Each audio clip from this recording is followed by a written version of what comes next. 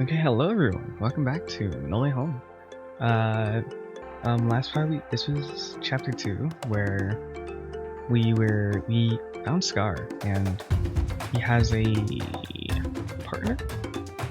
Partner who's within the capital who might be able to give Gash or Nicola a exorcism to split them apart. So that's where we're going right now. Like, so that Gash and Nicola can stay in the same, can both live in a way. I honestly think that Gash died though. Like, yeah, like what's his name? Matrion. Like rainwater filling a ditch. Like, I think Gash died and Nicola was just filling a spot that just opened up. So like, yeah, let's get to the video. There's not really much to talk about that besides that. I'll see y'all there.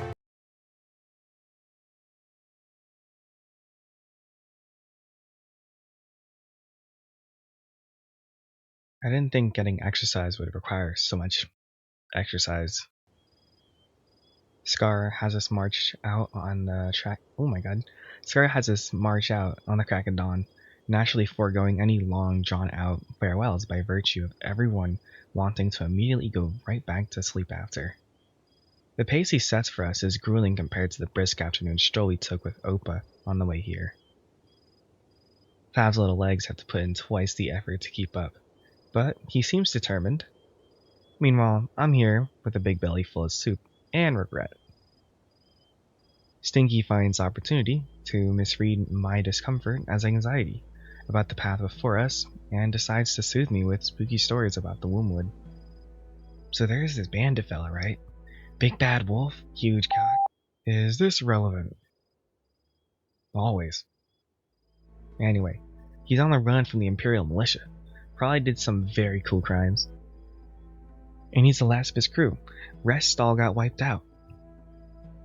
But they had a stash full of stolen treasure in the woods, you see? And it was more than enough to run away and live comfortably on if you want to split it. So he figures he'll go dig it up and go retire in the countryside. Put out all the band of business behind him. Dumbass didn't realize the Wombwood had expanded into them woods. It does that?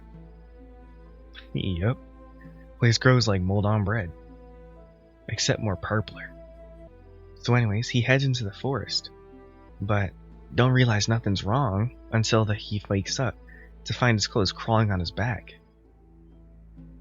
All his leathers got infested with room rot.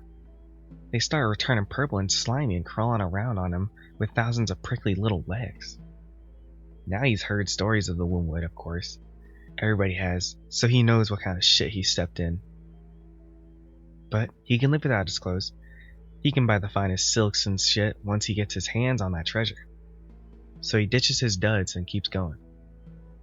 But he starts getting lost. The forest ain't laid out the way it's supposed to be. Next day he wakes up choking on his own fangs. A couple of them fell right out while he was sleeping. But he figures, what the hell? It's just a couple teeth, right? With all that treasure he can buy new teeth, maybe even gold ones. So he keeps going. Next day he starts hearing voices of long lost loved ones telling him to turn back. But he's stubborn. He doesn't listen to him. After a while he can't hear him no more, because his ears fell off. But that's okay, he figures. The siren song of a treasure is all that siren song with that treasure is all he needs to hear. Next day he thinks he's getting real close, but throughout the day his fingers and toes start falling off and skittering away one by one. But that's okay, he figures. He'll be able to afford servants to wait on him hand and foot. By the time he finally reaches his stash, ain't too much of him left. Probably pretty slow rolling when you're crawling through the forest on your belly in mushy stubs. But that's okay, he figures. The treasure's all that matters. So he scalumps himself into the tree hollow the crew had hidden the treasure in. And it ain't till he's finally there that he realizes he can't dig it up no more, much less haul it out of there. And he can't even try to get it out, cry about it, none, because he ain't got no mouth anymore. So the forest claims him with one final scream, like it does everyone who sets foot in there. How does he scream if he has no mouth? Whoa, good question. Well, thanks for sharing, I guess. He keeps going, one story after another, and they only escalate from there. Unsurprisingly, they all share the theme. Bad things happen in the Wombwoods. It seems that people who go into the Wombwood come out changed, or not at all. Tav corrects him on the details now and then, but most of those addendums just serve to make the outcomes even more horrific. At the conclusion of a particularly grisly tale, I can't help but ask the obvious. None of that stuff can happen to gnolls, right? We're immune. As long as you aren't born there. Whatever protection we have doesn't seem to kick in until after we're born. That's why Deathroot works. So the stuff we're peeling for Nika. Keep an eye out for that while we're there. That and dire fennel. Feed either of those to an Imperial and they'll croak in seconds. But we use it for cooking? Stinky wraps an arm around me, tugging me in close and waggling his eyebrows so suggestively that I fear they might escape his face. Oh yeah, we're gonna cook alright. Knock off the grab ass back there. And make sure you get these tracks covered. Don't want us tailed. Stinky sighs, and makes a sweeping gesture as he brings up the rear, the dirt and mud behind us moving to flatten out the eraser trail. Hope you get all that chatter out of your systems. We're about to head to the hostile territory, and that kind of yapping is gonna get us snapped up like falling into a snapdragon nest. Yeah, sure. Everything looks the same in here, but the smell. I can smell that same river we passed by a few days ago that made a sort of natural boundary on the outskirts of the Wombwood. Between the fresh green smell on the side and the scary purple on the other, we pause our trek on this side of the river, snagging more of those delicious fruits while Scar drills us with danger signals for the 5th time today. He relays brief one-syllable shouts and accompany hand gestures for 3 major dangers we're most likely to encounter here. That way we have the one signal for when we can't see each other, and one for when we need to be quiet. Snap. A gesture resembling a snapdragon mole. A snapdragon nest. Watch your feet for the bitey little buggers. Trog. Fingers crossed, troglodytes, hold your breath for the stench is likely to make you pass out. A reptilian people curse with the ever-present oily secretion that evokes such foul odor as though thoroughly debilitate nearby creatures with intense nausea. They tend to live solitary existences outside of mating season, as even they cannot stand one another's stench. Unsurprisingly, they're one of the few peoples not permitted to reside within the Empire at all. So many of them taken refuge within the Wombwood and suffered its corruption. Stinky says he could take one. In a fight? Brood. Fingers extended into groups of 2, with a wide gap in the middle. Brood witches. Drop everything and run. They're probably by far the most dangerous thing in the whole damn place. Like Nika? They wish they were half a Siri, but they make up for their numbers. She was actually being groomed for a leader position in the Coven. I take it they can do some nasty magic. Super nasty. Seems to be the way of the witches. Scar sighs, taking a look back into the forest depths. Now, in my experience, most witches are just women who had a good sense to cut their ties with the Empire and go do their own thing out in the woods.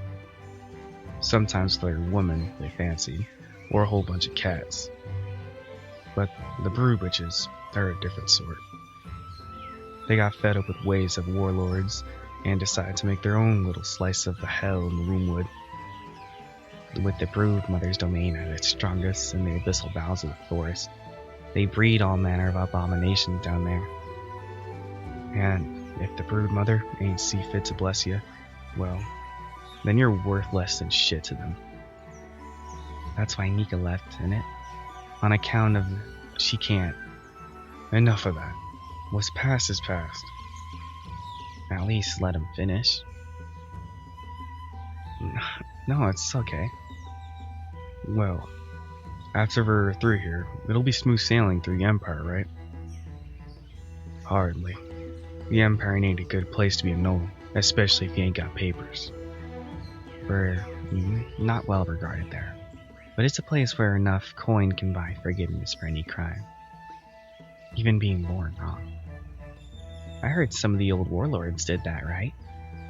Yeah. The last few holdouts against the Crusade traded away their lands and people to get on the Empire's good side. His pet noble savages, the good ones, the necessary exceptions to prove the rule. So it's kind of a place where coin rules everything.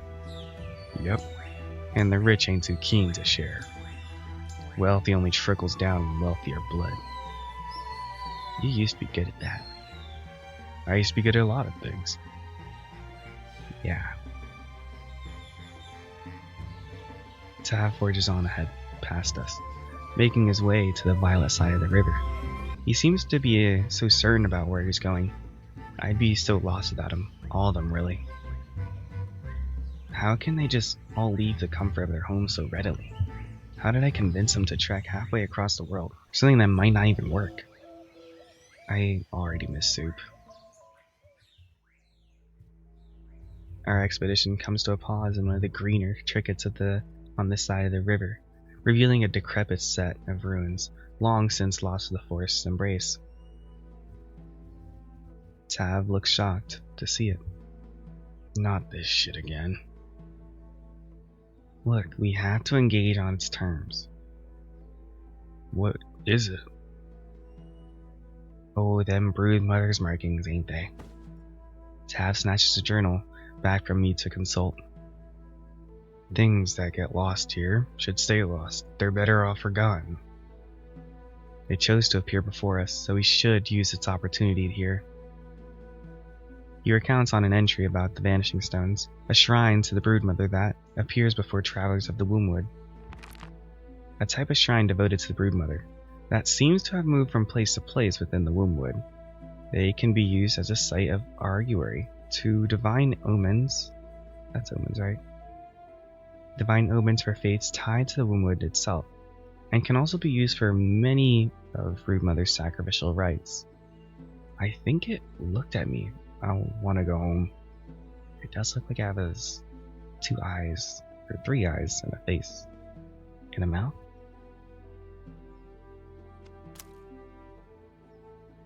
Apparently its entrance is regarded as either an auspicious omen or a portent of grisly fate. Either way, big deal. It can provide a safe passage through the forest if we pay proper respects, or ensure our doom if we don't. So, how do we do it? Respectfully. We beseech its wisdom and abide by its response. Huh? We need bones for arguery, weal or woe. The little gnoll frets about his unpreparedness. But with a beleaguered growl, Scar ends up being the one to produce a pair of bones to roll. These are supposed to be a gift for the big guy.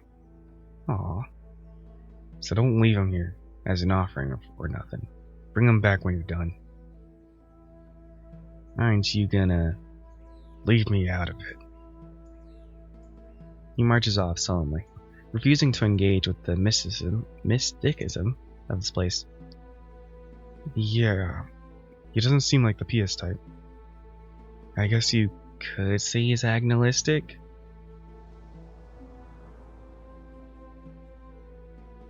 Wow. Okay. Okay. We can make this work. Just whisper a question to the bones and then roll them on the dice. Despite Tav's excitement to take advantage of this opportunity, he seems paralyzed with uncertainty on what exactly to ask.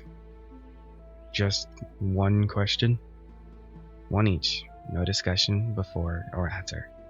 To do otherwise would test the stone's patience. Sounds like the kind of thing to get smited for. Smote? Stinky plucks a die from the indecisive Gnoll and makes his first roll. He doesn't spend any time at all to ponder his question, snickering to himself and whispering a sultry inquiry to the dice before rolling. Judging from his expression and brief outcome-altering tremors that passed through the ground, I think he got the answer he wanted. He shrugs and tosses the die back to Tav, seemingly over it. Tav trembles a bit as he looks down to the die as he clutches it, closing his eyes and taking a deep breath before whispering away. Please. I can't bear to watch. I know what he's asking for. He's beseeching the divine for one thing he loves most. The gods have done nothing but take from him. Does he really think they'll reverse that trend in exchange for a little piety? Stinky pries my arm in front of my face to hand over a die when it's my turn. Where did he... Stinky motions back along the trail. I guess I'd better hurry and roll before Leash drags me away. Will he be okay? The die is cast. I watch with bated breath as it tumbles across the dice. It comes to rest, but not as it should. It lays perilously in the embrace of a crack of the stonework, its result uncertain, but it's mostly wheel side up, I think. My uncertainty spikes as I gather up the die. Am I just overthinking this? Is any of this real? Is that thought alone enough to draw the divine ire? The sudden tug of my collar does wonders to distract me. It's a problem with a clear solution. That's nice. When the last light falls upon us, we make for camp for the evening. Though, with how light we're traveling, it's a bit of a stretch to even call it a camp. Still, there's enough firelight to let Tav make some additions to the journal. The brilliant violet hues that dance across the skyline after the sun goes down cast him in an ethereal glow that really captivates my gaze. Maybe I just like purple. It's a pretty color. It is a pretty color. Tav catches me staring, and I point at those cavorting colors up in space. A soft smile creeps across his face as he stops to take them in. This place is actually kind of beautiful sometimes. Yeah, if you ignore everything else. Stinky plops down and thumbs through the journal while they're distracted. Man, there's a whole lot of stuff in here. You read it all? Only as it comes relevant. Huh. What's this part in the back without any pictures? Oh, that's nothing. It's just a story. I know some of these words. Tav snatches the journal back with the lightning speed. Look, if I'm going through all that effort to write this, I get to be a little indulgent, okay? Enough of your ramming. Get some damn shut-eye already. I'll be on first watch, kid. You got second. Despite those gruff orders, Stinky looks proud to be entrusted with such a worthy task. What's got him so cranky lately? Maybe it's on account of the brood which is holding spooky ghost club out in the woods. He was never like this back when he was training with me and Gash for courier duty. I mean, he was always hard on us, sure. Even managed to scare Gash into obedience. I feel that in my bones. But he wasn't this bad. He was just really focused, mission-oriented. But right when we were getting the hang of things, he disappeared on us. Do you think it's 'cause I'm here? Has he always been like this around you? Nah, he was great back when I was growing up. Of course, I didn't get to see him all that often. Said the type of work he did was too dangerous to be lugging a kid around. So I tagged along with Opa instead, while he did the whole traveling healer act. So he ran out on you too. Nah, well, I mean, I still get to see him for my name day every year. He'd always come around with a big old bloody sack of coins for Opa, and plenty of stories for me. Was my favorite time of year. Of course. I guess he bounced pretty early after I popped. Left behind 2 names for me to pick from. And one of them was Stinky? Nah. Came up with that one on my own. Sort of a placeholder, I guess. I tossed out the girl name right away, but I don't really feel like I've earned the boy one yet. You don't really need to earn being a boy. Yeah, but I ain't really a man yet. Need a proper conquest for that. Gotta wrestle a dragon or punch a god or something. You really don't. I mean, compared to everything Scar's done, I really am just a kid. I always used to start a real ruckus when we saw his bouncy posters up in whatever village we were rolling through back then. I'd jump up and down and shout, "That's my daddy!" Till we started getting to run out of town for it. But seeing him again now, I thought things would be different now that I'm grown. I just wish I could do something to make him proud, you know? You don't owe him anything. Well, I at least gotta make me proud of me, right? And he's just there to see it. That's a bonus. Can't convince him I'm a proper man till I feel that way myself. And you don't feel that way already? You sure seem more man enough to me. Well, that's sweet of you. And I'm flattered to get you flattened. But all I really got going for me is my Vulcan. I mean, from what I've seen, you're also pretty good with people and kind to them. Yeah, well, anybody can do that. But not everybody does. That's already impressive if you ask me. Well, butter me up and some more, why don't you? But that kind of thing don't get campfire stories written about you. Taz snaps the journal shut and blows out the fire. We should get some sleep. You idiot. Did you really think they meant you? Poor thing. It thinks it's people. The looks on their faces when a Gnoll showed up for their little book club. Oh, they'll be talking about that one for years.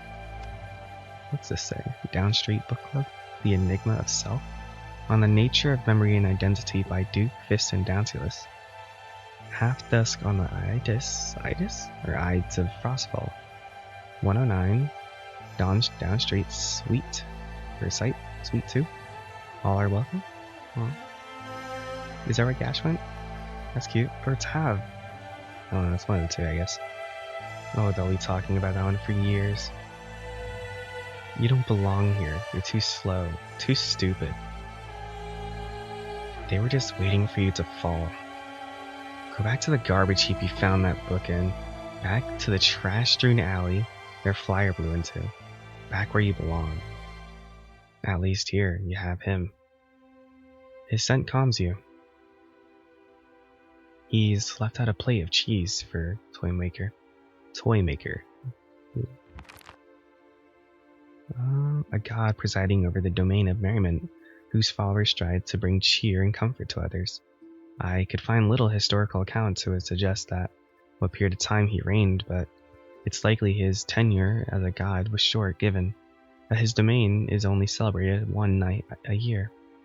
That's when he brings toys to little boys and girls, who leave out a plate of cheese for him, but only if they still believe.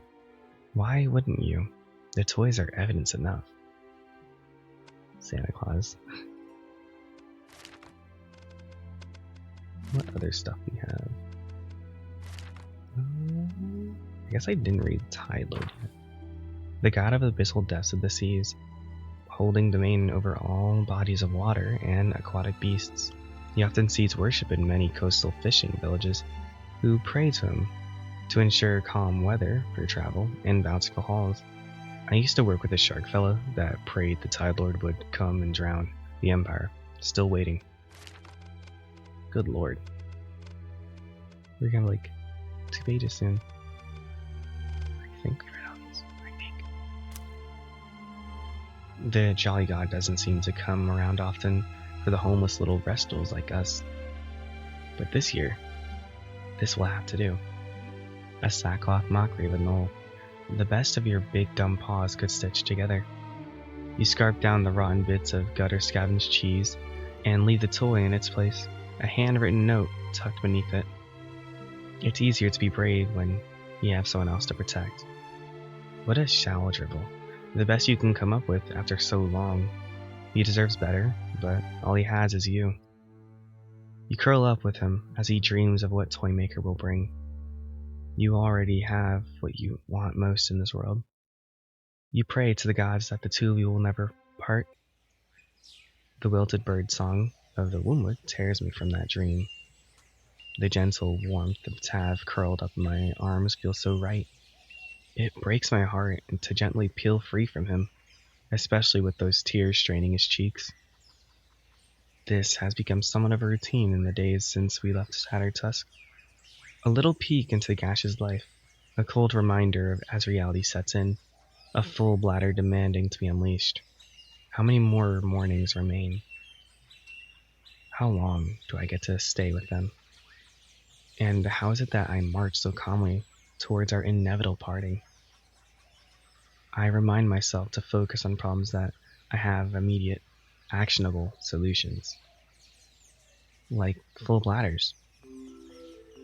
I catch Stinky at the stagnant pond near the campsite, using its reflection for a bit of a shave as his watch shift wraps up. I didn't take you for the grooming type. Oh, well, I gotta keep on top of it, or it's all gonna get poofy. Now that he mentions it, I did notice a few Gnoll women back in town that had a real fluffy neck manes. It looks so soft on them. Is that what it looks like when he lets it go? Wait, that's not Nika's knife, is it?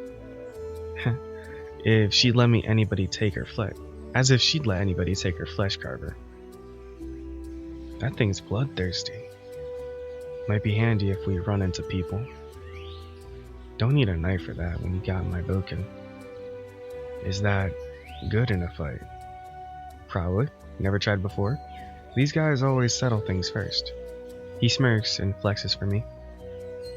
But brood witches respect Vokers enough not to mess with us, and Imperials, they run scared at any Voker that ain't on their leash. His deep belly laugh is interrupted by a deep belly grumble. Mine answers isn't in agreement. I curse myself for exhausting our bonus fruit supply days ago. So we really can't eat anything here. I mean, we can, but Scar says the plants deep in tend to bite back.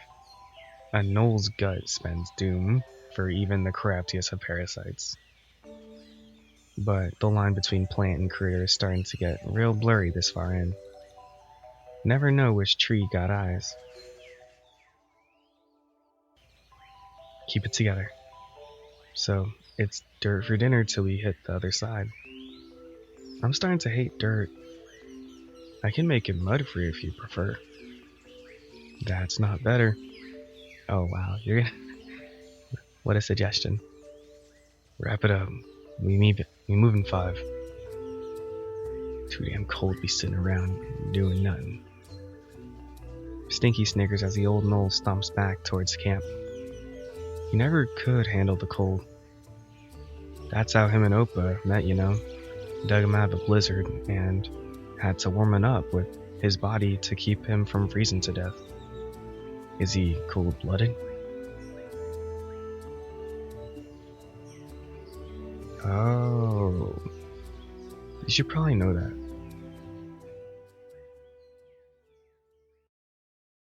Things get lost in the forest, forgotten. The last dregs of people nearly extinguished by bastard shining armor. The smell reaches us long before we find her. A gnoll, dead for months by the smell of it. Her body's overgrown with the forest's rot. I suppose our protection doesn't keep going after we die.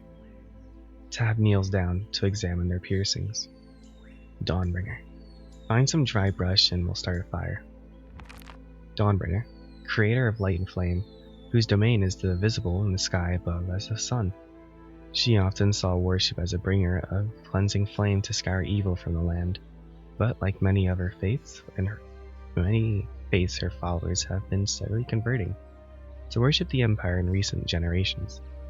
Her domain grows stronger in the summer months, empowering her evokers. This enrichment reaches its apex in the summer solstice. Oh my god. I'm sorry. When the festivals are typically held in celebration to her, back in the Empire, the other workers would beg to her to turn down the sun whenever the morning came. That was bad. Are we really going to burn her? Someone has to. Otherwise, she won't get her destined domain. I think we read this one. Yeah, we did. So she gets stuck here? Worse, she'll go to hell. That thought haunts me as I scour the surroundings for tinder. Eternal damnation and suffering through no fault of your own sounds all too familiar. What a cosmic joke. The brush I bring back fails to ignite. It's too wet. Are you doing this wrong on purpose? As a joke? No, I'm not doing it wrong on accident. I'm doing it wrong on accident, as an idiot. Don't call yourself that. If you want a job done, right? Scar takes matters into his own hands and gets the fire started, surprisingly quickly. Come on. You kids don't need to smell a gnoll burn. That scent ain't easy to forget. Silence falls as we walk upwind of the impromptu funeral site. My need to clear air bludgeons my anxiety into submission. Did you fight in the war with Wrath? Hell no. Fighting a war on their terms is what dipshits do. If you're playing by someone else's rules, they've already won. Wrath was a hero.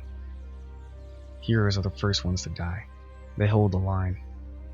I did my fighting behind enemy lines. Like, dirty work? As dirty as it gets. He forges on ahead, making it clear he's done with that line of inquiry. Despite everything, the smells of smoke still manages to cling to my fur. It's not the only thing. Eventually, we manage to find a spring that seems a bit safer than the surrounding environs, a lot less purple too. It's the first chance we have to actually bathe since we left. This sensitive nose gives me a new appreciation for that. Like, I can always smell Stinky and Tav when they're near, but after sweating through the humid jungle for so long, it's getting distracting. Stinky, especially. Scar snarls as he seeing his own reflection in the spring, and turns to leave once Stinky cannonballs in. Tav sneers at him as he departs. I guess he prefers to bathe alone? Stinky bobs up from beneath the surface to concur. Yeah, ain't exactly the communal bathing type. Can't imagine why.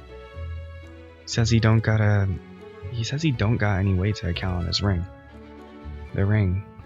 Is that why I can't smell him? Yep. Opa made it for him back when they first got together.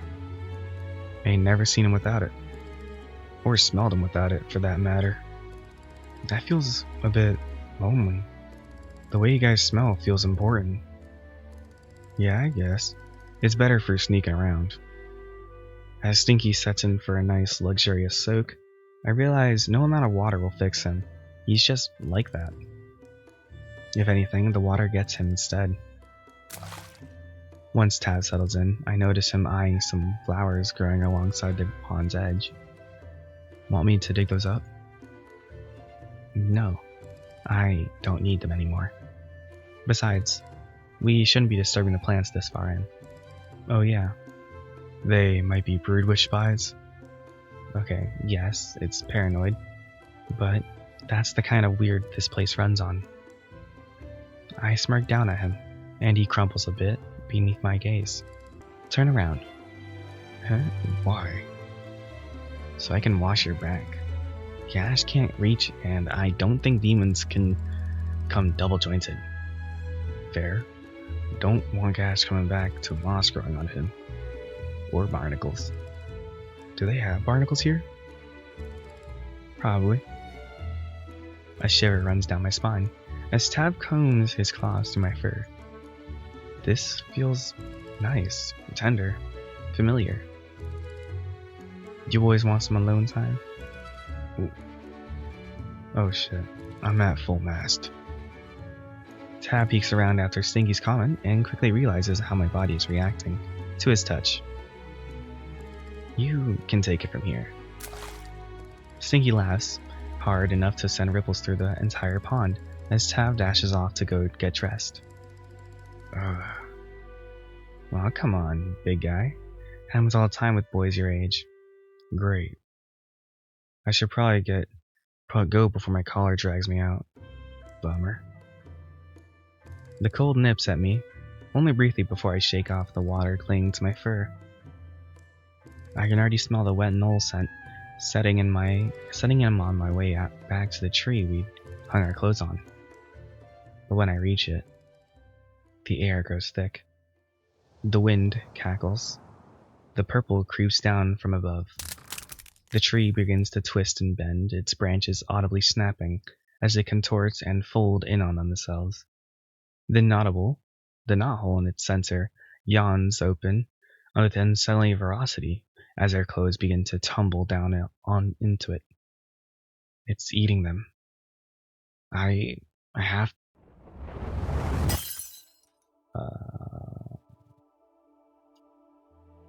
I would try to muster, but I don't know.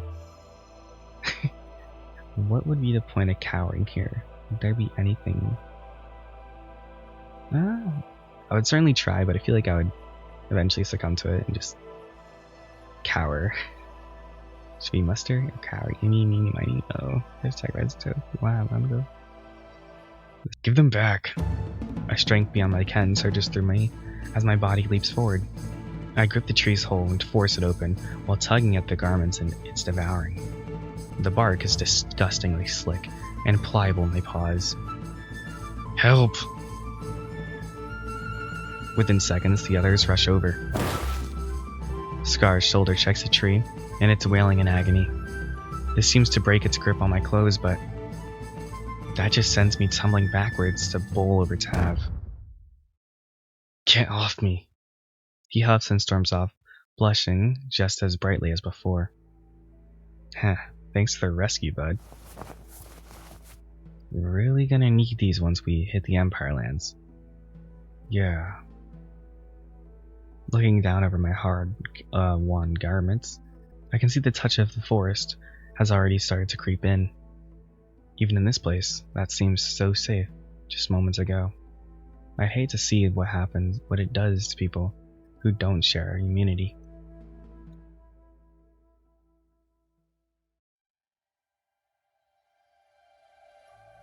I don't like it here. The trees keep petting me. The canopy, root, Scar has us take means we pass over the worst of the Wombwood. Way over, the trees grow so tall here, I can't even guess how high up we are. The Wombwood really does buckle inwards like a yawning chasm the further in we go.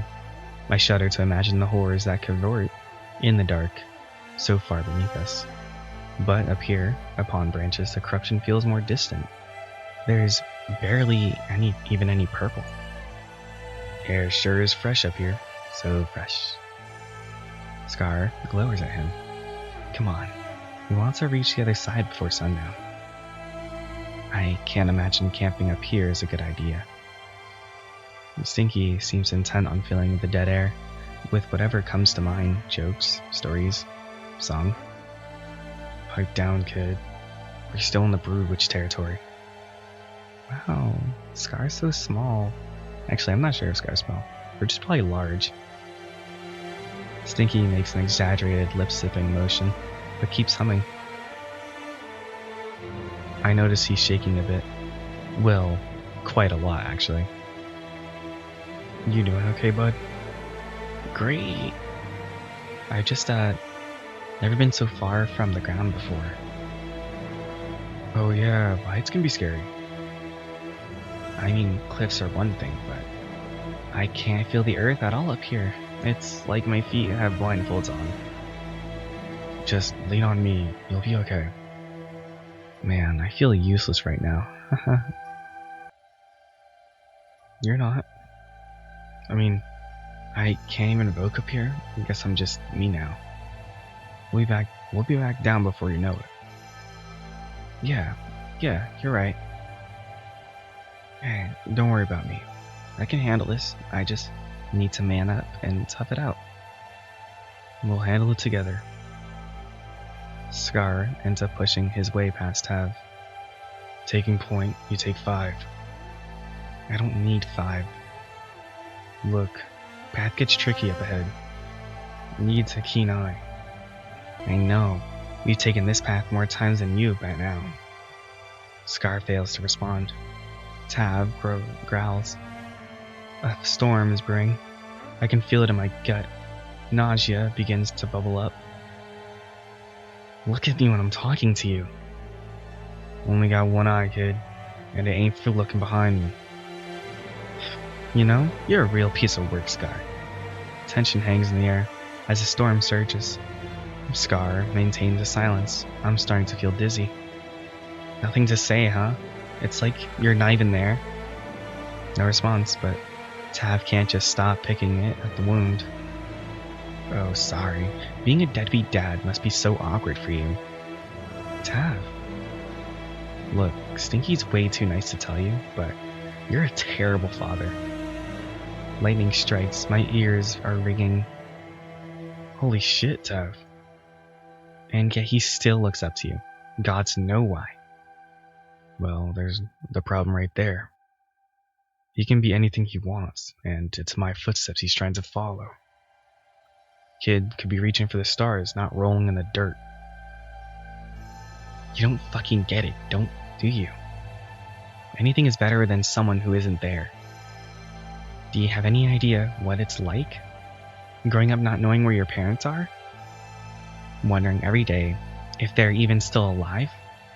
Wishing that someday they might come save you? And you chose to inflict that on him? Look here, you little shit. I busted my ass every day to provide for them. Do you really think a wanton man can keep them safe? They're better off without me around.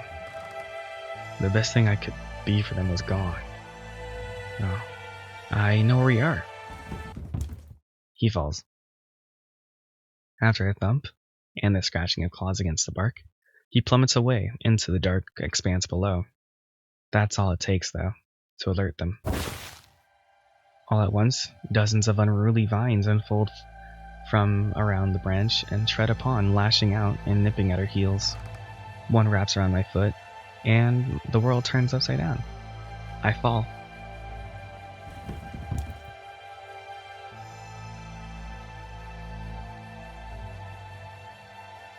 Oh, snapdragons are kinda cute.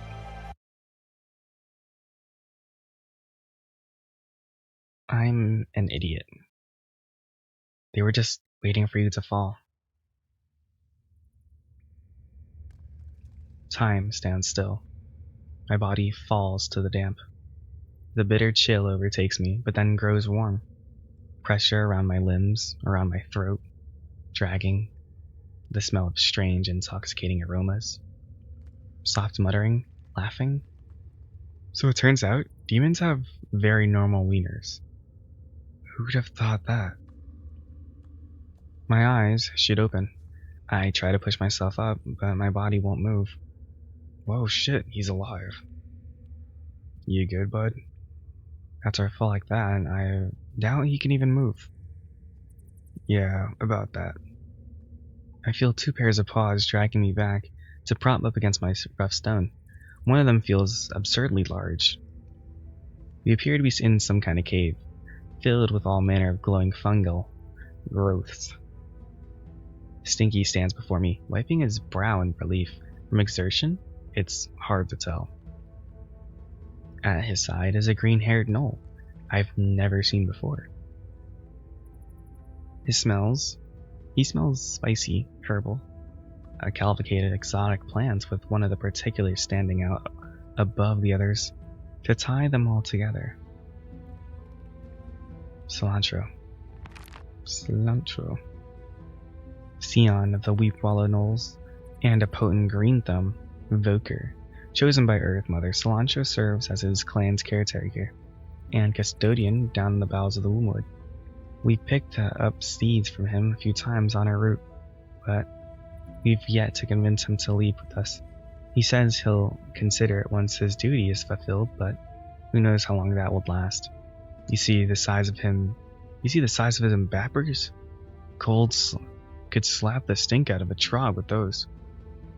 His paws are indeed blessed by the Earth Mother to aid in the cultivation of plants. I got some seeds from him to sow.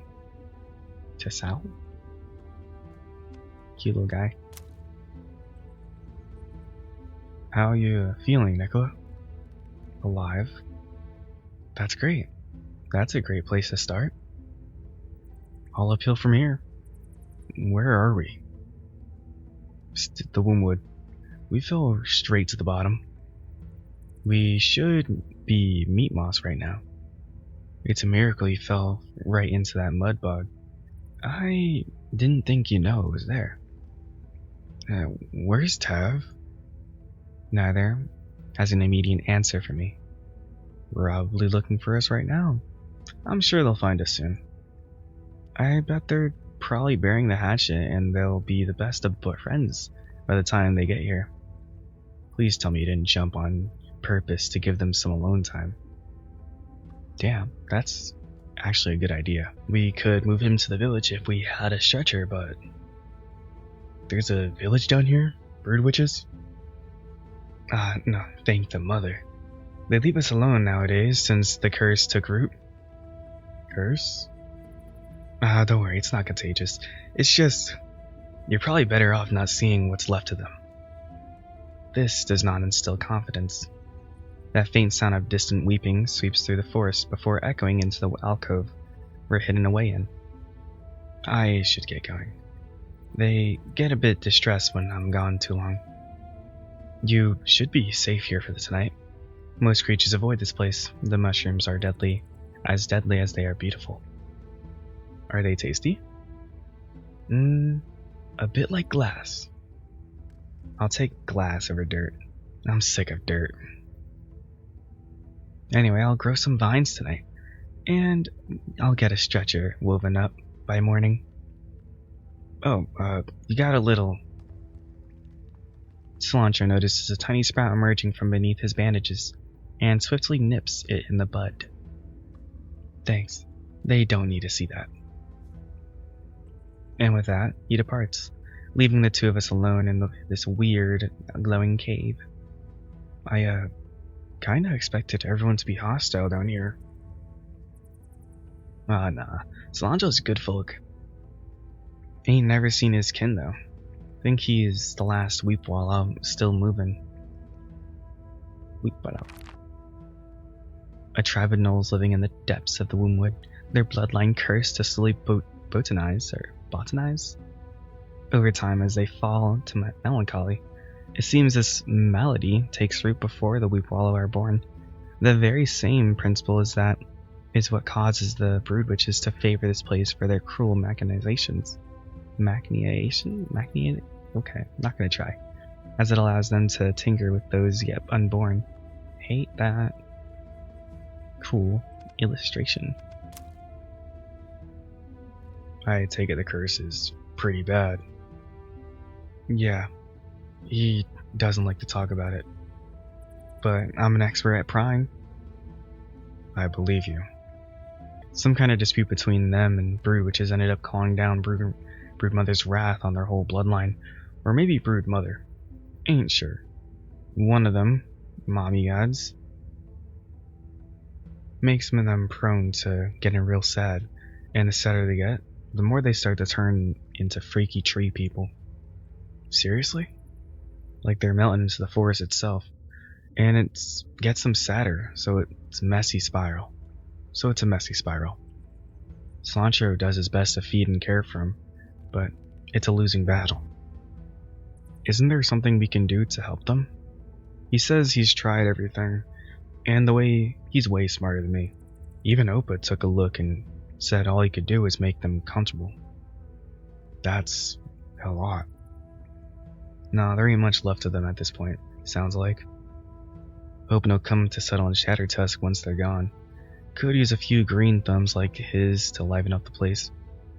If we ever make it back there. Aw, buck up, Nicola. We'll figure something out. That's a nice thing about hitting rock bottom. It's all uphill once you bounce back from it. That's sure. But for now, we should probably get some rest. You're fucking heavy. Thanks. You're welcome. Being stuck like this, appropriate. Being stuck like this feels appropriate. I'm utterly useless. I can't do anything. I'm in my element. It's a feeling that fits me like a glove. Like I've been wearing it my whole life.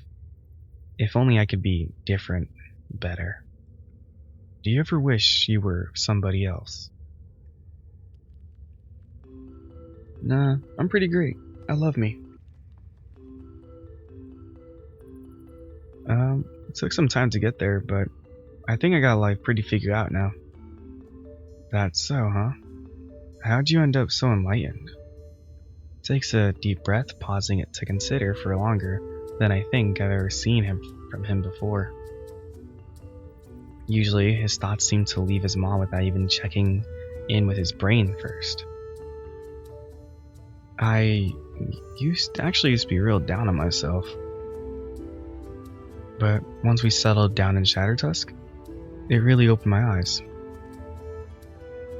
Their people can be who they want to be, whether it's a man or woman, or whatever Wrath is. Yeah, I'm unclear on that. And man, Wrath, he got me thinking, maybe I can be a bit of both, pick what I like from each side. Before I met him, I figured I had to look a certain way for folks to take me seriously. For a while there, I even wrapped up the boys here so they got too big for it. You should have seen me in that dumbass poncho I used to wear to cover up. Honestly, I can't imagine you being self-conscious. Oh, well, since I got you holed up here, story time, I guess. I am the most captive audience possible. Back when I was growing up, me and Opa did the rounds on the outskirts of the Empire. That whole traveling healer bit I told you about. Weren't too bad at first. Got to see lots of different places, lots of different people. But folks started treating me like real different when I started getting older. Real judgmental shit, ladylike behavior they expected me to stick to. They start listening to me less and looking at me a lot more, and not in a good way. Yeah. Really pissed me off how women were supposed to live out over there. Made up my mind real quick that I wouldn't end up like that. So ever since I went out on my way to show people I ain't no lady. Yeah, abundantly clear. Back in the Empire, they said I had demons making me say stuff. Made me wonder if we all got demons in us? But nowadays I'm realizing I do like taking care of folks and spending time with the little ones back in the village. And back in the Empire, they call that woman's work, huh? Yep. Over there was pretty cut and dry. You're either one or the other, and you don't get to pick, and it determines your whole life. But out over here, we decide who we are and how we want to live. Way better. Yeah. And raising kids or taking care of people or hell, even wearing a dress doesn't determine who you are. Wait, what was that last one? Don't worry about it? You know, for a demon, you're a pretty good listener. That's so. Yeah, way better than Gash. He'd always get bored when and wants to wrestle. I can't imagine how that goes. Yep, I always win, 'cause he don't play dirty. Of course. Speaking of playing dirty, he gestures down to the ragging bulge I'm overburdened by. Fuck, sorry, it's been getting like that around bedtime. I haven't smelled it. Why ain't you taking care of it? You're gonna end up with blue balls at this rate. That's a real thing, right? Tav did tell me to take care of his body. That's not that I can do anything about it now. Well, want me to take care of it for you? Well, abstain.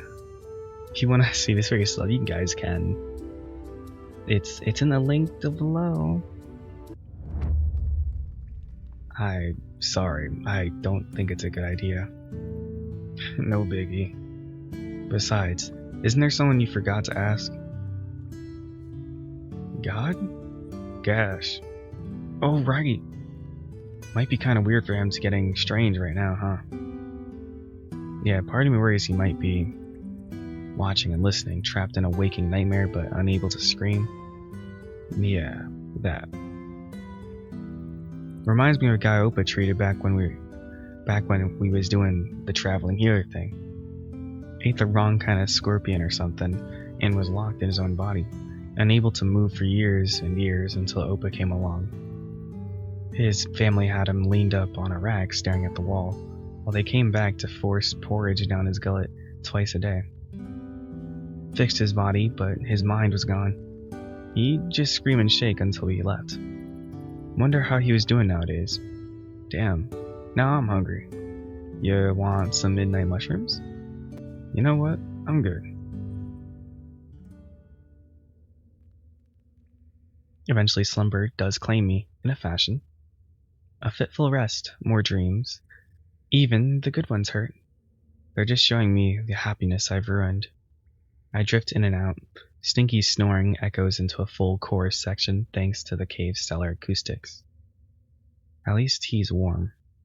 But his proximity brings with it his smell, every breath of which tortures my neglected libido. Over and over, I wake up into the incessant throbbing of my alarm clock, only to drift off again.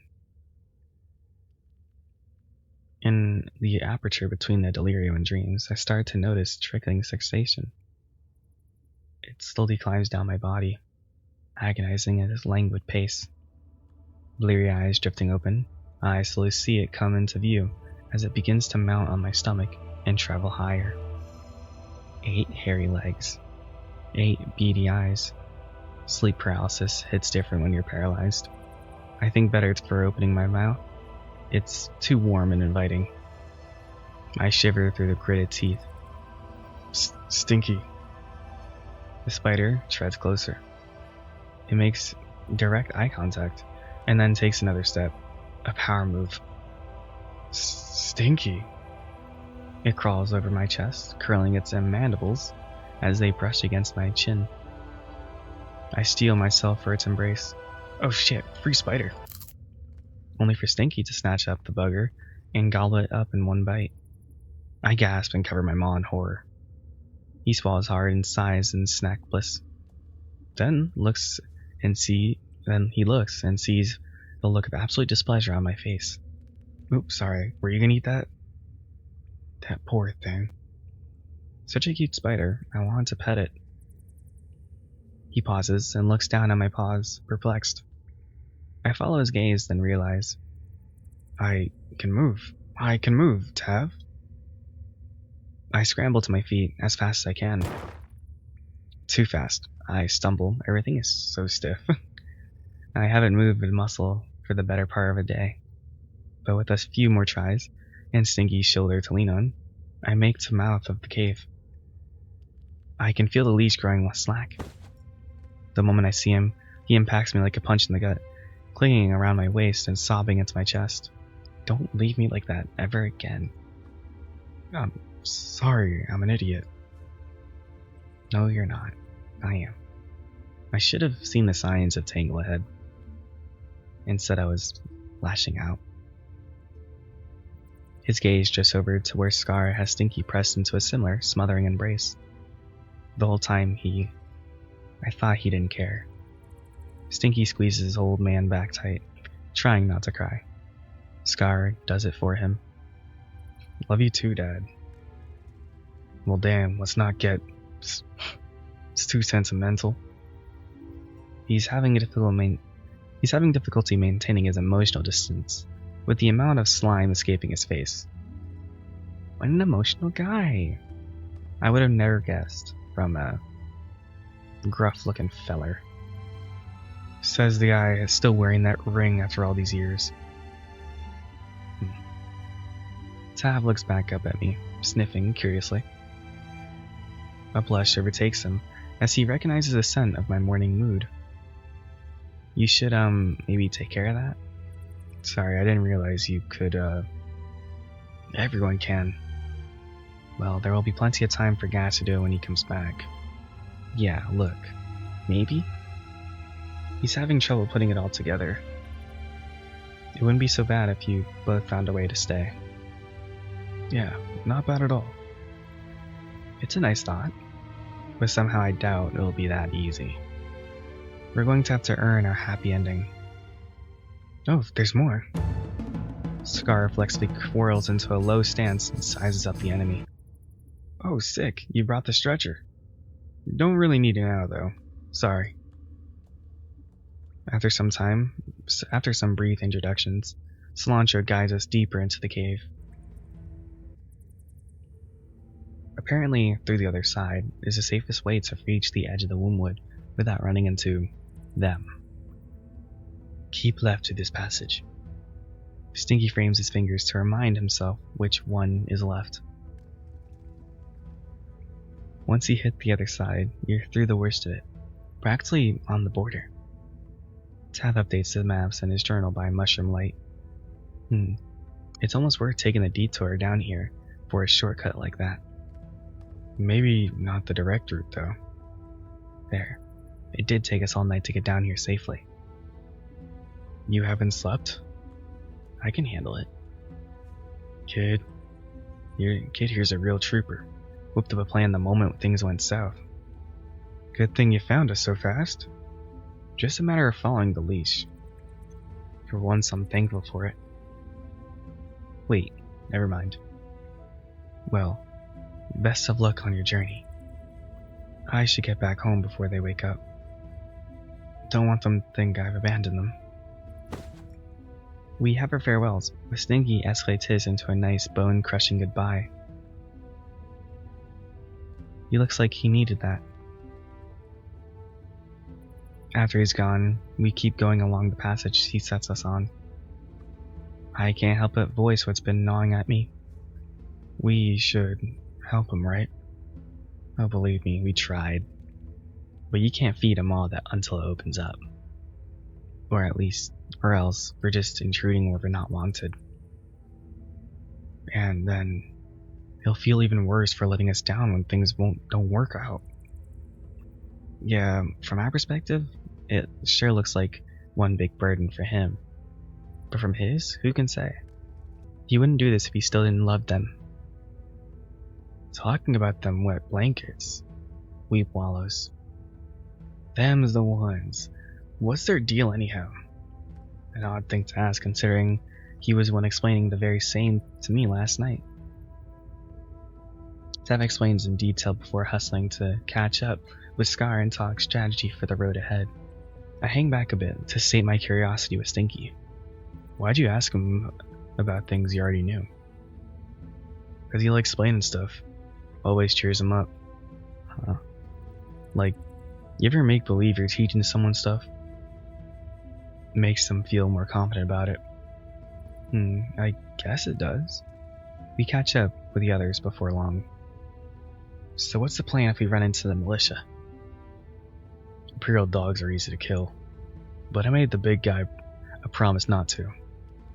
So we do anything we can to not get caught in the first place. But If that don't work out, stay put. They'll catch a runner for sure.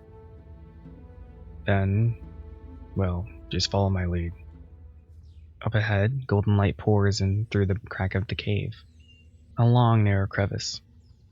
We're going to have to sidle through. Here comes that feeling again. I close my eyes and try to fight it as we move forward. But the walls are too tight. My breathing is all wrong. I freeze at the threshold as the others pass through. My stomach turns in on itself and anchors me in place. I can't do this. Come on, if my fat ass can fit, you're fine. Can't you vote it open for any wider? Nah, gate's tapped. Tav looks back at me with concern. Gods, I'm such a wreck. Too big, too stupid, just... Hey, you're going to be okay. He takes my paw and squeezes it, standing with me and taking deep breaths to set an example. We'll do it together. He fishes through his bag and places something in my paws. It's... Nicola, take this. It's easier to be brave if you have someone else to protect. He's right. I can do this. I have to do this for him. The forest springs forth with an aplomb as we emerge. I can breathe again. We actually did it. The worst is behind us. Right?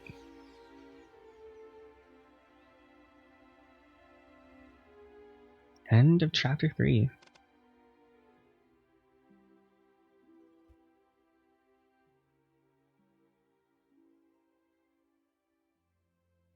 So credits? Oh. I'm gonna get Patreon. Oops. Sorry y'all. Okay. That was nice, wasn't it? That was the end for now. I'll update it as it comes through though. So yeah. I think that last part there, Gash was, or not Gash, actually it could have been Gash. But I believe that, what's his name? I believe that, what's his name? It's me, Nicola. Oh my god, I'm sorry. I believe that Nicola was getting afraid of like everything coming to pass or things getting closer to being done. Like, he's afraid that things may go wrong, or the separation. He's afraid of the separation of him and Gash, or him going bye-bye. Oh my god.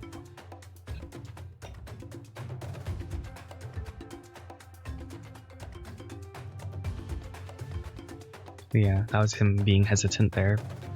He's afraid. But I don't know.